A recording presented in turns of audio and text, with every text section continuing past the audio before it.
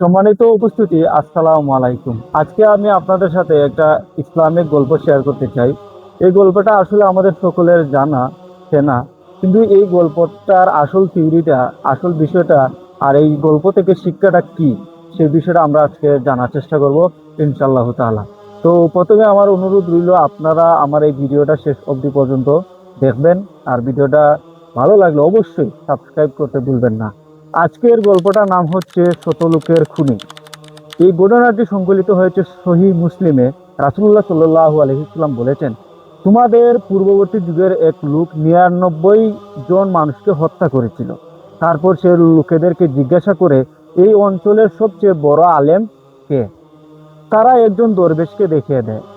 সে দরবেশের কাছে গিয়ে বলে, আমি 99 জন মানুষকে হত্যা করেছি, আমার জন্য কি তওবা করার কোনো সুযোগ আছে? দরবেশ উত্তর দেয় যে না। এবার লোকটা সেই দরবেশকে হত্যা করে 100টা খুন পরিপূর্ণ করল। তারপর সে লোকদের পুনরায় জিজ্ঞাসা করে, এই অঞ্চলের সবচেয়ে বড় আলেমকে? তারা একজন আলেমকে দেখিয়ে দেয়। সে আলেমের কাছে গিয়ে জানতে চায়, আমি 100 মানুষকে হত্যা করেছি, আমার জন্য কি তওবার দরজা এখনো খোলা আছে? তখন আলেম সাহেব বললেন, হ্যাঁ, তোমার জন্য তওবার দরজা খোলা আছে অবশ্যই। তুমি অমুক অঞ্চলে যাও, সেখানে কিছু লোকে ইবাদতে মগ্ন দেখতে পাবে, তুমি তাদের সাথে আল্লাহর ইবাদত করবে বেশি বেশি করে। আলেমের কথা মতো সে রওনা হয়। অর্ধেক পথ অতিক্রম করার পর তার মৃত্যু এসে যায়। তাকে রহমতের ফেরেশতা ও আযাবের ফেরেশতা নিয়ে যাওয়ার জন্য ঝগড়া শুরু করে দেয়।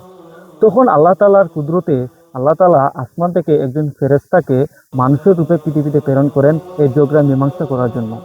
তিনি এসে বললেন যে, তোমরা দুজন ঝগড়া করো না, আমি এর সমাধান দিচ্ছি। তখন ওই ফেরেশতা যে মানুষ রূপে পৃথিবীতে এসেছে, তিনি বললেন যে, তোমাদের প্রত্যেকেরই দূরত্ব মাপো, যার দূরত্ব বেশি হবে সে তাকে নিয়ে যাবে, আর যার দূরত্ব কম হবে সে তাকে নিয়ে যেতে পারবে না। অর্থাৎ যদি আযাবের ফেরেশতার দিকে, মানে সে তওবার দিকে বেশি যদি চলে যায়, তাহলে সে রহমতের ফেরেশতা নিয়ে যাবে। আবার সে যদি তওবার দিকে বেশি যেতে না পারে, তাহলে আযাবের ফেরেশতা তাকে নিয়ে চলে যাবে।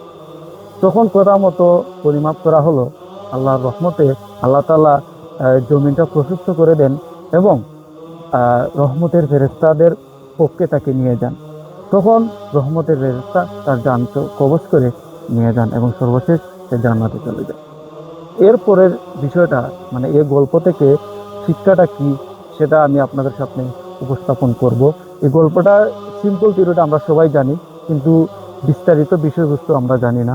আর এই বিষয়বস্তু শেয়ার করার জন্য আজকের এই দেখতে থাকুন। এই হাদিসের প্রথম পাঠ হচ্ছে, বিশেষজ্ঞদের পরামর্শ নিন। উক্ত ঘটনাতে একজন খুনি কি করেছিল, প্রথম একজন দরবেশের কাছে গিয়েছিল। দরবেশ তাকে সঠিক ফয়সালা দিতে পারেনি, সঠিক পরামর্শ দিতে পারেনি, তাকে সে খুন করে দিল। তারপর সে একজন আলেমের কাছে যায়। আলেম নিঃসন্দেহে একজন জ্ঞানী লোক, তাকে সঠিক জ্ঞান দান করে এবং উক্ত জ্ঞানের দ্বারা সে কি করতে পেরেছে, নাজাত প্রাপ্ত হতে পেরেছে।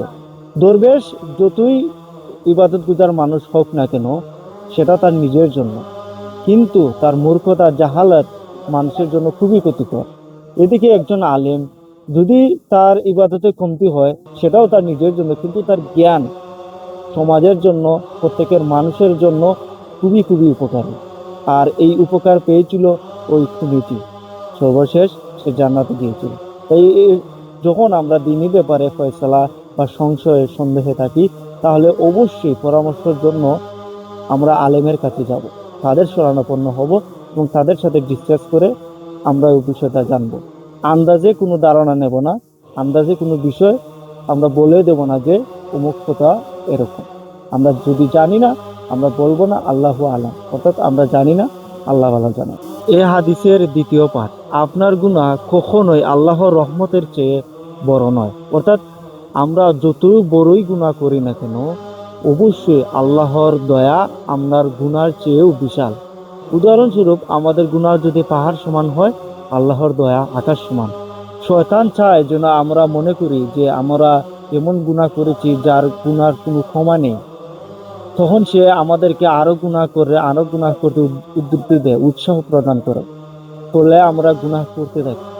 আর আমরা এটাও ভেবে নেই যে আল্লাহ হয়তো আমাকে আর মাফ করবেন না, কারণ আমি এনাফ গুনাহ করে ফেলেছি, এসব গুনাহ আল্লাহ আমাকে কখনোই ক্ষমা করবেন না। কিন্তু না ভাই, ভুল ভুল ভাবছেন আপনি। আল্লাহ তাআলা আমাদেরকে ক্ষমা করবেন। তিনি দয়ালু, পরমেশ্বর, সর্বশক্তিমান আল্লাহ।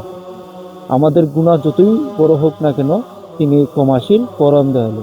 উক্ত গল্পে কি করেছিল, একজন খুনি যে কিনা তল্পা সহ গুটিয়ে সে একজন আলেমের কাছে গিয়েছিল তওবা করার জন্য। এই বিষয়টা আল্লাহ তাআলা খুবই বেশি পছন্দ করেছিলেন। তখন কি হলো, সে কিন্তু বেশি দূর যেতে পারেনি।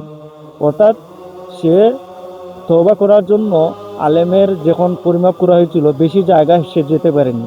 সে কিন্তু তার দিকে বাড়ির দিকেই বেশি ছিল। তখন আল্লাহ তাআলা কি করলেন, আল্লাহ তাআলা তার রহমতে ওই জায়গাটা প্রশস্ত করে দিলেন। এভাবে আল্লাহ তার মানুষকে, তার বান্দাদেরকে সাহায্য করেন যদি না সে চেষ্টা করে। তাই আমাদের অবশ্যই উচিত চেষ্টা করা এবং আল্লাহর রহমতের আশা করা। ইনশাল্লাহ আমরা অবশ্যই নাজাত পাবো। এ গল্পের তৃতীয় পাঠ, পাপীদেরকে আল্লাহর রাস্তায় নিয়ে আসুন। কখনো পাপীদেরকে ভয় করবে না যে না তুমি এনাফ গুনাহ করে ফেলেছো, এমন গুনাহ করে ফেলেছো যার কোনো ক্ষমা নেই, এরকমটা বলবেন না। তাদেরকে তাড়িয়ে দিবেন না, তাদেরকে ভালোবাসুন। আল্লাহর রহমতের কথা তাদেরকে শেয়ার করুন। তাদেরকে বলুন আল্লাহ ক্ষমা করবেন, আল্লাহ অবশ্যই ক্ষমাশীল, পরম দয়ালু। যদি বান্দা খাঁটি তাওবা করে, সেটা আল্লাহ তাআলার কাছে পছন্দনীয়। আর যখন সে ফিরে আসে, সব গুনাহ কর্ম ছেড়ে দেয়, ভালো কাজ করে, ভালো আমল করে, আল্লাহ তাআলা কি করেন, সমস্ত গুনাহ নেকিতে পরিপূর্ণ করে দেন। তাদেরকে এভাবে বুঝিয়ে দিন, গুনাহ করলে তাদেরকে ঘৃণা করবেন না, তাদেরকে ভালোবাসুন। তাদেরকে বুঝিয়ে বলুন যে আল্লাহ এখনো তোমার অপেক্ষায়, ভালো কাজ করো, আল্লাহর কাছে ক্ষমা চাও, আল্লাহ ক্ষমাশীল। তুমি আমার মুসলিম ভাই, তুমি আসো আল্লাহর পথে, নাজাতের পথে, জান্নাতের পথে। এই গল্পের চতুর্থ পাঠ হচ্ছে কখন বেজে উঠে বিদায় ঘণ্টা। গল্পের যে খুনি লোকটা, সে কি জানতো তার প্রতিমধ্যে মৃত্যু হয়ে যাবে?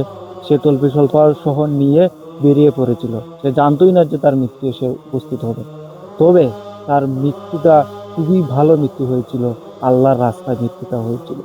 তাই আমাদের কখন জানি মৃত্যুর ঘণ্টা চলে আসবে, জানি না। তাই আমাদের অবশ্যই অবশ্যই মৃত্যুর জন্য সর্বদা প্রস্তুত গ্রহণ করা, সর্বদা অ্যালার্ট থাকা। আমাদেরকে অবশ্যই মৃত্যুবরণ করতে হবে, কিন্তু আমরা জানি না যে আমাদের মৃত্যু কখন আসবে।